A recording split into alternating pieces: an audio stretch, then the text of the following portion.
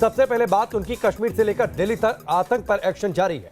दिल्ली में एक तरफ पाकिस्तानी आतंकी को गिरफ्तार किया गया है, तो वहीं दूसरी ओर शोपियां में 3 आतंकियों को ढेर कर दिया गया। वहीं कश्मीर में 16 जगहों पर एनआईए की छापेमारी जारी है। 3 ये बड़ी खबरें इस वक्त की जो हम इस वक्त आपको दिखा रहे हैं। दिल्ली में किस तरीके से एक आतंकी को जिंदा पकड़ा गया है वो आप समझिए। शोपियां में सुबह 3 आतंकियों को ढेर कर दिया गया। कश्मीर में एनआईए ने कई जगह छापेमारी की है।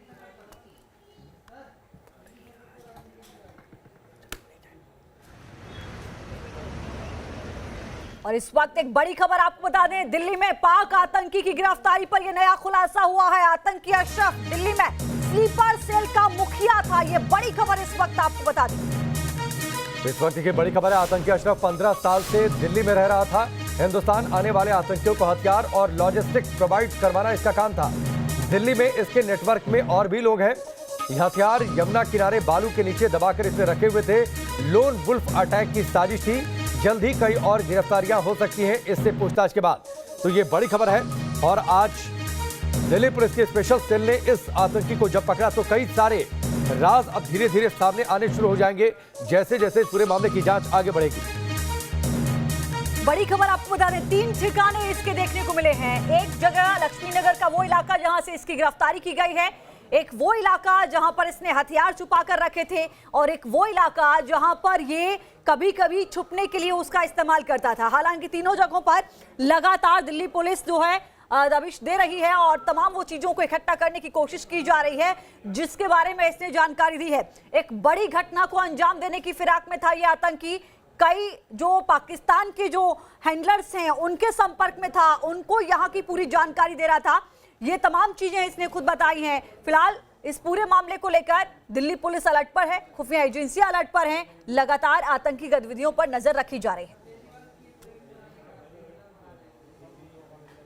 दिल्ली में लक्ष्मीनगर के भीड़-भाड़ वाले इलाके से इस आतंकी का पकड़ा जाना कई बड़े सवाल भी खड़े करता है, साथ ही आतंकियों की एक बड़ी प्लानिंग की ओर इशारा भी करता है। आतंकी के पास से क्या-क्या बरामद हुआ और कितनी बड़ी साजिश ये पूरी है, ये जानने के लिए देखिए हमारे सहयोगी रुमानुल्लाह खान की रिपोर्ट।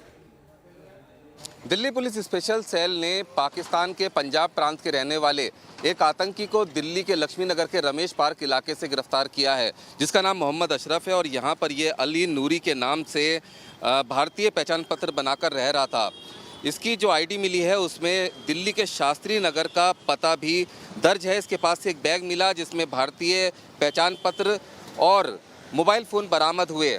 इसके घर की छानबीन में और इससे पूछताछ के बाद इसके तुर्कमान गेट के एक हाइड आउट से इसका एक पासपोर्ट भी बरामद हुआ और उसके बाद पूछताछ के आधार पर यमुना घाट कालिंदी कुंज से AK-47 राइफल, 60 कार्टेजेस, एक एक्स्ट्रा मैगजीन, 200। अब आपको बताते हैं कि गिरफ्तार किए गए आतंकी के पास से क्या कुछ बरामद हुआ है वो दिखाएंगे, लेकिन क्या कुछ केजरीवाल कह रहे हैं अभी पहले वो भी सुन लीजिए। हमने बायोडिकम्पोजर यूज़ किया, आप भी कर लो। अब वो नहीं कर रहे, कब करेंगे पता नहीं, लेकिन हमें तो अपनी सेहत की चिंता है, तो हम अपने हिस्से का पोल्यूशन कम कर लें। आज इसके लिए मैं आपसे 3 गुजारिश करने के लिए आया हूँ। नंबर 1, पिछले साल हम सब लोगों ने एक कार्यक्रम चलाया था, रेड लाइट ऑन गाड़ी ऑफ, याद है? उसके बड़े शानदार नतीजे आए थे कि रेड लाइट के ऊपर अगर हम, रेड लाइट होती है, गाड़ी रोक लेते हैं लेकिन गाड़ी ऑन रखते हैं, इंजन ऑन रखते हैं, उसे पेट्रोल चलता रहता है, डीजल चलता रहता है, तेल जलता रहता है और पोल्यूशन फैलता रहता है। कई बार अगर आप रेड लाइट पे खड़े हो जाओ ना, इतना आंखें जलने लग जाती हैं, इतना पोल्यूशन हो जाता है, इतनी सारी गाड़ियाँ होती हैं।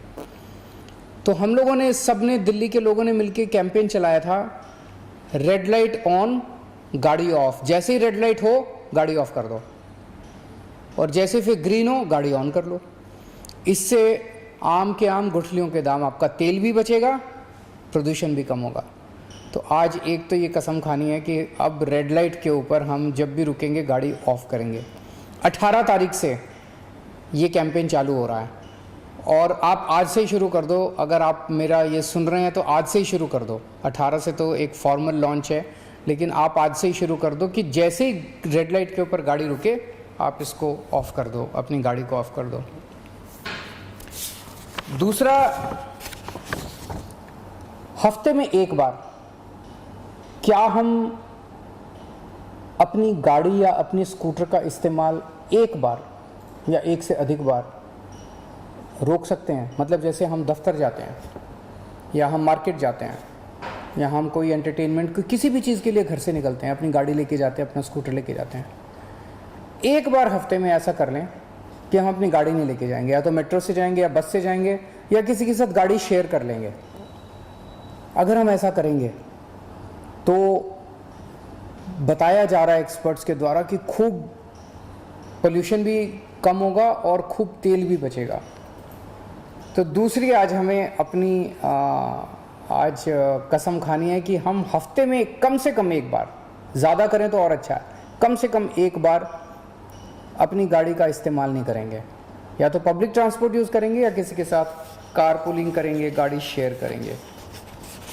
और तीसरा, हमने ग्रीन दिल्ली ऐप बनाया था, अगर आपने डाउनलोड नहीं किया तो उसे ज़रूर डाउनलोड कर लीजिए और जिम्मेदारी लीजिए कि कहीं भी दिल्ली के अंदर आप पोल्यूशन देखते हैं, आप देखते हैं कोई ट्रक जा रहा है उसका बड़ा पोल्यूशन हो रहा है, आप देखते हैं कोई इंडस्ट्री है, इस इंडस्ट्री से बड़ा पोल्यूशन हो रहा है, आप देखते हैं कि कहीं पे कूड़ा जला रहे हैं उसकी वजह से पोल्यूशन हो रहा है, आप उसकी शिकायत उस ग्रीन दिल्ली ऐप में कीजिए।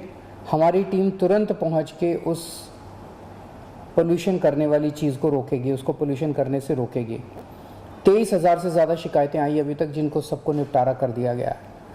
तो ये 3 चीज़ें हैं। नंबर 1, हम रेड लाइट ऑन, गाड़ी ऑफ। और एक पेट्रोलियम कंजर्वेशन रिसर्च एसोसिएशन है, उनका आंकड़ा है कि अगर हम रेड लाइट पे अपनी गाड़ी ऑफ करना चालू कर दे तो साल में 250 करोड़ रुपए बचा सकते हैं। दिल्ली में प्रदूषण लगातार बढ़ता जा रहा है और प्रदूषण की समस्या से आने वाले समय में निपटने के लिए क्या स्ट्रेटजी होनी चाहिए, इसको लेकर मुख्यमंत्री अरविंद केजरीवाल की ये प्रेस कॉन्फ्रेंस। और इससे पहले हम आपको बता रहे थे कि जो आतंकी दिल्ली से गिरफ्तार हुआ है उसके पास से क्या कुछ बरामद हुआ है, ये जानना बहुत जरूरी है। आपको बता दें कि 2 मोबाइल इसके पास से बरामद हुए, AK-47 बरामद हुआ है, कारतूस 60 बरामद हुए हैं, हैंड ग्रेनेड 1 बरामद हुआ है, पिस्टल 2 बरामद हुई हैं और पिस्टल के 50 कारतूस बरामद हुए। एक पासपोर्ट भी इसके पास से बरामद किया गया है। इन तमाम चीजों के बाद आगे की पड़ताल भी की जा रही है, कितना सिंडिकेट, कितने सरगना इनके लिंक में ये था, किसने यहां तक इसको पहुंचाया, क्या इसका प्लान था, ये तमाम चीजों को लेकर दिल्ली पुलिस अब आगे की जांच पड़ताल अपनी बढ़ा रही है।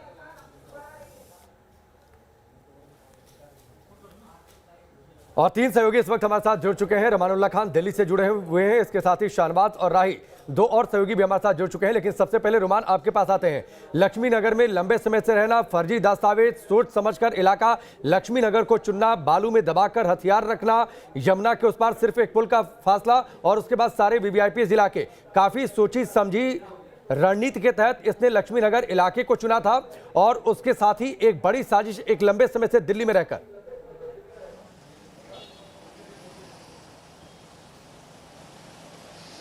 देखिए, शास्त्री नगर आराम पार्क में रहा करता था, वहां पर इसका इस समय ठिकाना था। लक्ष्मी नगर रमेश पार्क में ये टहलने के लिए आया था, जहां से स्पेशल सेल को इस सूचना मिली थी और यहां से उसको गिरफ्तार कर लिया गया। लेकिन इसका एक हाइड आउट, इसका एक घर तुर्कमान गेट पर भी था, जहां से पासपोर्ट मिला है। आप इसकी शातिर पने का अंदाज़ा इस बात से लगाइए कि 15 साल से करीब ये भारत में रह रहा था। भारतीय महिला से शादी भी की इसने और यहाँ के तमाम दस्तावेज, डॉक्यूमेंट्स बनाए। आसपास के लोगों का कहना है कि वो इसके बारे में बहुत ज़्यादा नहीं जानते, ये कहा करता था कि वो नौकरी करता है। लेकिन ये आदमी स्लीपर सेल्स का दिल्ली के अंदर हेड था। जितने भी स्लीपर सेल्स हैं उनको ये मॉडरेट करता था, उनको ये चेयर करता था उनकी टीम को। और जो पाकिस्तान से आतंकी आते थे, ये आतंकी घटना करने वाले लोग होते थे, उनको लॉजिस्टिक और हथियार प्रोवाइड करना इसका काम था। आप ये देखिए कि इसके पास से जो बरामदगी हुई है, बालू में दबाकर इसने AK-47, 2 सोफिस्टिकेटेड पिस्टल, 110 से ज़्यादा गोलियां और हैंड ग्रेनेड रख रखे थे। बताया जा रहा है कि दिल्ली में आतंकीवादी हमला करने के लिए जो आतंकी आने वाले थे, उनको इसे हथियार प्रोवाइड करना था लोन वुल्फ अटैक के लिए। चलिए, बहुत धन्यवाद रुमानुल्लाह आपका विस्तार से जानकारी के लिए इस पूरे मामले को लेकर। हमारे और भी जो बाकी सहयोगी हैं वो भी हमारे साथ जुड़े हुए हैं। हमारे साथ इस वक्त शाहनवाज भी जुड़ रहे थे, वो भी हमें जानकारी देंगे। लेकिन फिलहाल वक्त एक बहुत ही छोटे से ब्रेक का है, फौरन लौट।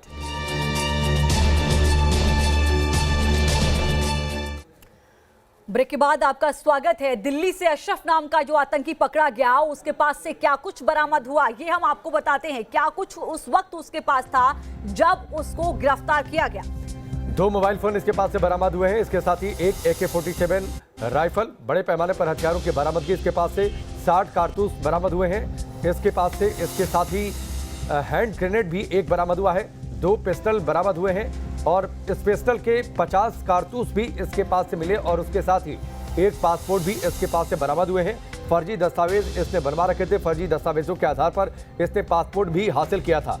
तो किस तरीके से एक लंबे समय से इस पूरे इलाके में रहकर स्लीपर सेल चला रहा था और अब बहुत मुमकिन है कि आगे जैसे जैसे ये जांच आगे बढ़ेगी, इससे पूछताछ होगी, बहुत जल्द और भी गिरफ्तारियां हो सकती हैं और स्लीपर सेल का ये पूरा नेटवर्क क्रैक हो सकता है। यहां पर रुकेंगे एक और ब्रेक के लिए, बहुत जल्द वापस लौट।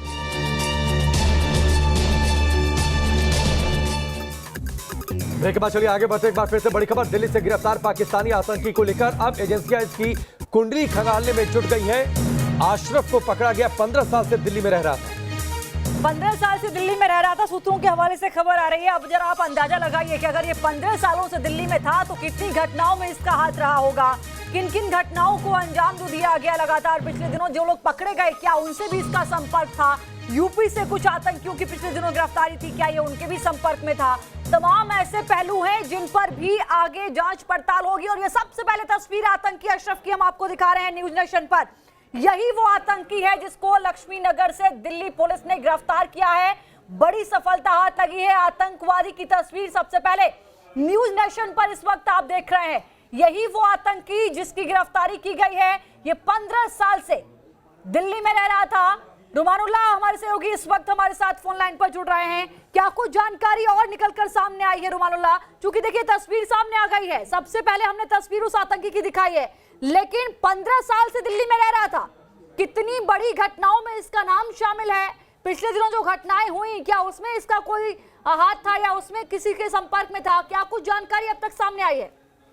सभी को वेरीफाई किया जा रहा है और सीधे तौर पर कई बड़ी आतंकी वारदातों में ये शामिल रहा है। जो जानकारी मिली है उसके मुताबिक पिछले 15 साल से यहाँ पर था और इसका काम ISI के द्वारा भेजे गए आतंकियों को लॉजिस्टिक और पैसा और हथियार प्रोवाइड कराना। अभी इसके बारे में पता चला है कि आतंकी मौलाना बन के रहता था और झाड़ फूक का काम किया करता था। जिस जिस शहरों में रहा वहाँ भी मौलाना बनकर रहा। सिर्फ दिल्ली नहीं, कई शहरों में भी ये रहा है और ISI के कई नंबरों का पता इसके मोबाइल से और इसकी पूछताछ में स्पेशल सेल को पता चला है। और ये भी पता चला है कि अभी कुछ दिन पहले ISI के हैंडलर के द्वारा इससे बातचीत की गई थी, जिसमें इसको कुछ बड़ा काम करने का हुक्म मिला था। आतंकी के मोबाइल फोन पर ज्यादातर VoIP कॉल्स आते थे ताकि एजेंसी को भनक न लग सके। इसके बैंक अकाउंट के बारे में भी जानकारी हासिल की जा रही है और इसके मोबाइल से कई अहम राज खुले हैं, क्योंकि स्लीपर सेल्स का हेड था दिल्ली के, तो इसके अंडर में कितने स्लीपर सेल्स काम करते थे और अब तक ये किन किन आतंकियों को मदद मुहैया करा चुका था, या फिर अब जो ये हथियार थे ये किन को दिए जाने थे, इस सभी की तफ्तीश बहुत गंभीरता से की। रोमान बहुत जरूरी है कि अब इसकी पूरी कुंडली निकालने सुरक्षा एजेंसियां, और इसमें वो लगी भी हैं। 15 साल से दिल्ली में रहना, नेपाल के रास्ते आना, स्लीपर सेल को हेड करना, जैसे आप जानकारी दे रहे हैं। अगर इसे क्रैक कर लिया तो स्लीपर सेल के एक बड़े नेटवर्क को भी क्रैक किया जा सकता है और उससे खत्म किया जा सकता है।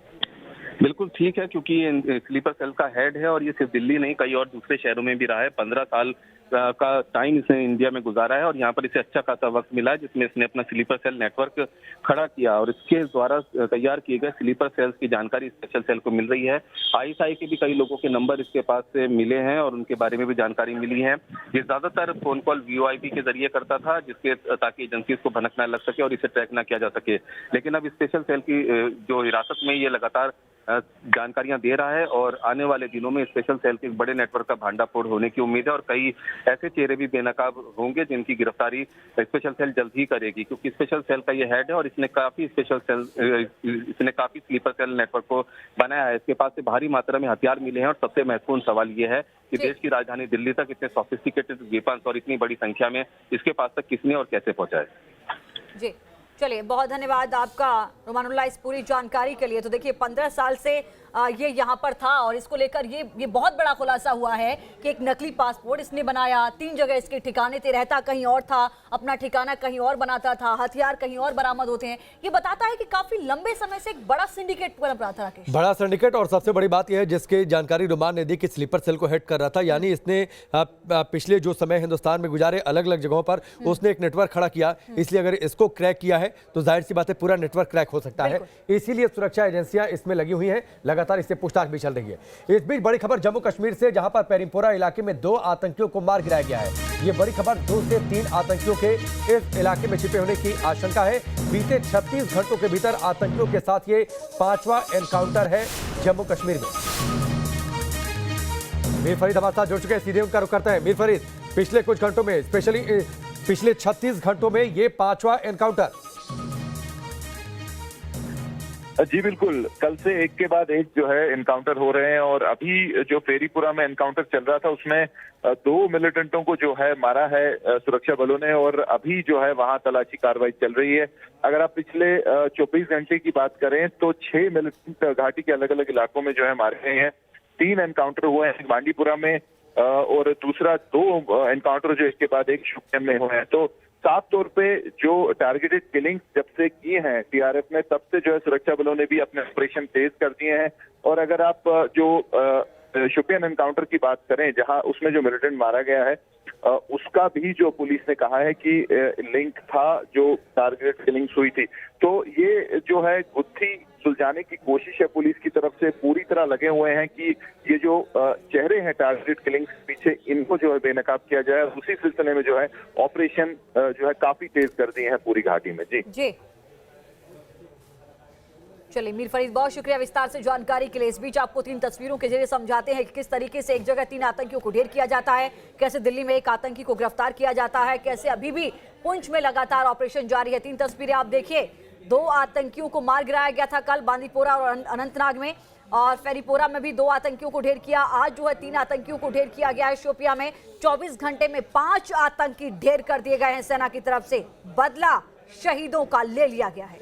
तो शोपिया में 3 आतंकी, पिछले 36 घंटों में 5 एनकाउंटर, और 5 एनकाउंटर में 5 आतंकी शहीद, 5 जवान जो शहीद हुए थे उनकी शहादत का बदला लिया है। 5 आतंकियों को मारकर शोपिया में 3 आतंकियों को ढेर किया गया और इनमें से एक आतंकी की पहचान मुख्तार के तौर पर हुई है, जिसने बिहार के रहने वाले शख्स को मारा था।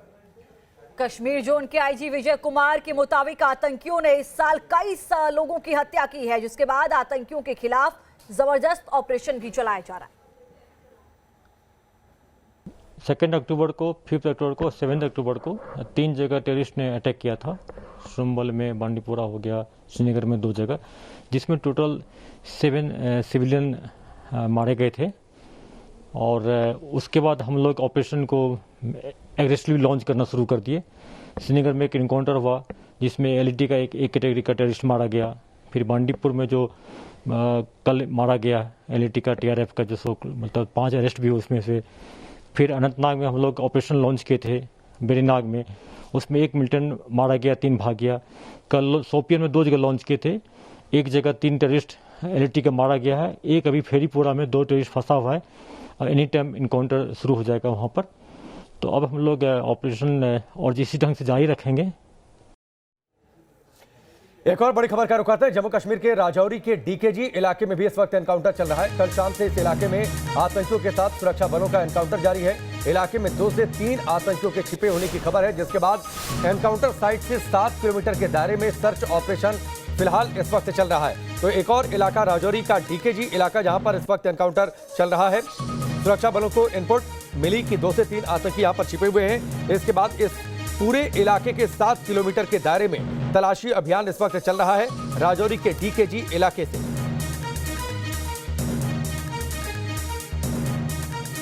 इधर पुंछ इलाके में भी आतंकियों से एनकाउंटर लगातार जारी है। ऐसे में सुरक्षा बल एहतियात लगातार बरत रहे हैं और हर आने जाने वालों की भी जांच की जा रही है बहुत गहनता से। ये रिपोर्ट के जरिए आपको समझाते हैं। इस समय हम एनकाउंटर साइट पर ही हैं और आप देख सकते हैं कि यहाँ पर जो है हर आने जाने वाली गाड़ी की जो है वो लगातार तलाशी ली जा रही है। इस इलाके को 7 किलोमीटर के इलाके को कॉर्डन करके सर्च ऑपरेशन चलाया जा रहा है। मैं आपको बता दूं कि आप देख सकते हैं कि तस्वीरों में आप देख सकते हैं कि जम्मू कश्मीर पुलिस के जवान जो है यहाँ पर प्रॉपर जो है वो चेक कर रहे हैं। इस गाड़ी को आप देखिएगा, मैं कैमरा पर्सन से कहूँगा वो आगे आके आपको दिखाएंगे कि इस इलाके में जो है वो प्रॉपरली हर आने जाने वाले को जो है वो देखा जा रहा है और तलाशी जो है वो जम्मू कश्मीर पुलिस के जवान जो है वो तलाशी जो है वो ले रहे हैं। आप देख सकते हैं क्योंकि ये वही इलाका है जहां पर पिछले 30 घंटे से लगातार आतंकियों के साथ सेना की मुठभेड़ जो है वो चल रही है। जितनी भी यहाँ पर जितने भी मार्ग पर जितनी भी गाड़ियाँ जो है वो आप देख सकते हैं कि जवान किस तरीके से जो है वो पूरा तलाशी जो है वो इस गाड़ी की ले रहे हैं कि कहीं ना कहीं ऐसा ना हो कि आतंकी किसी गाड़ी की मदद से जो है यहाँ से निकल जाए। हर समय जो है सुरक्षा काफ़ी जो है वो टाइट कर दी गई है और लगातार जम्मू कश्मीर पुलिस और सेना के जवान इस पूरे इलाके को घेराबंदी करके तलाशी अभियान चला रहे हैं। With video journalist Rahi Kapoor, news nation, DKG encounter site. और चलिए इस वक्त दो सहयोगी हमारे साथ जुड़े हुए हैं। राही कपूर हमारे साथ पुंछ से जुड़े हुए हैं, उसके साथ ही शाहनवाज जम्मू से जुड़े हुए हैं। सबसे पहले राही का रुख करते हैं। राही, राजौरी से जो खबर है DKG इलाका, वहां पर एनकाउंटर चल रहा है। पिछले कुछ समय में आतंकवादियों की गतिविधियां बढ़ी, हमारे 5 जवान शहीद हुए और अब उस शहादत का बदला आतंकियों को ढेर करके लिया जा रहा है।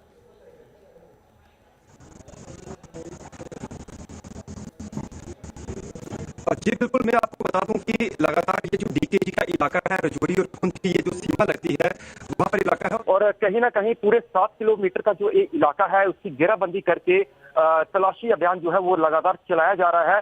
जम्मू कश्मीर पुलिस के जवान हो या सेना के जवान हो, वो लगातार जो है आतंकियों की तलाश कर रहे हैं और आगे का जो एरिया है वहां पर लगातार जो है वो मुठभेड़ जो है वो चल रही है पिछले 36 घंटे से। जी ठीक है राही, हमारे साथ रहिए। शाहनवाज इस वक्त हमारे साथ जुड़े हुए हैं, कल से लेकर अब तक वो हर पल की अपडेट हमें लगातार पहुंचा रहे हैं। शाहनवाज, आप जरा समझाइए, कल से लेकर अब तक यानी 36 घंटे में, मैं कहूं परसों से शुरुआत हुई है इसकी, परसों से लेकर अब तक 5 आतंकियों को ढेर कर दिया गया।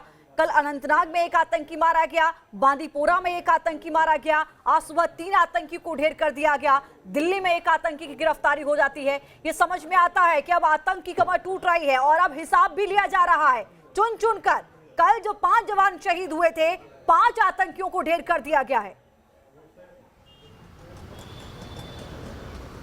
बिल्कुल, देखिए हिसाब लिया जा रहा है और जिस तरीके से टारगेट किलिंग की गई थी उसके बाद लगातार अलग अलग तरह की इंफॉर्मेशन सिक्योरिटी एजेंसीज के पास आ रही थी और इसके साथ ही साथ एक जो OGW का बड़ा नेटवर्क है उसको बस्ट किया गया था और यही कारण है कि जो अब लगातार इनपुट्स इस समय सुरक्षा एजेंसियों को मिल रहे हैं, उसी के कारण ये इनकाउंटर्स जो हैं वो हो रहे हैं। और कल से आप देख रहे हैं कि घाटी में किस तरीके से शोपिया में देर रात को 3 आतंकवादियों को मारा गया और अभी फेरीपुरा में जो इनकाउंटर चल रहा था उसमें भी खबर है कि दोनों आतंकवादी जो है उनको मार दिया गया है और अभी भी सर्च जो है वो वहां पर चल रही है। और अगर मैं आपको पुंछ की बात बताऊं तो पुंछ का इनकाउंटर जो है वो थोड़ा सा क्रिटिकल है क्योंकि काफी बड़ा जो घना जंगल का एरिया है, ऐसे में 7 किलोमीटर का जो एरिया है उसको घेर के रखा गया है और सिक्योरिटी फोर्सेस जो है इस समय पूरे जो जंगल के अंदर मौजूद हैं। और जो लेटेस्ट है वो ये है कि रीथ लेइंग सेरेमनी जो हमारे जवान वहां पर शहीद हुए हैं उनकी राजौरी में हो चुकी है और कुछ ही देर में उनके जो पार्थिव शरीर है उनके घर भी पहुंच जाएंगे। चलिए शाहनवाज, बहुत धन्यवाद विस्तार से जानकारी के लिए। राही, आपका भी बहुत शुक्रिया, आपने विस्तार से जानकारी दी इस पूरे मामले को लेकर।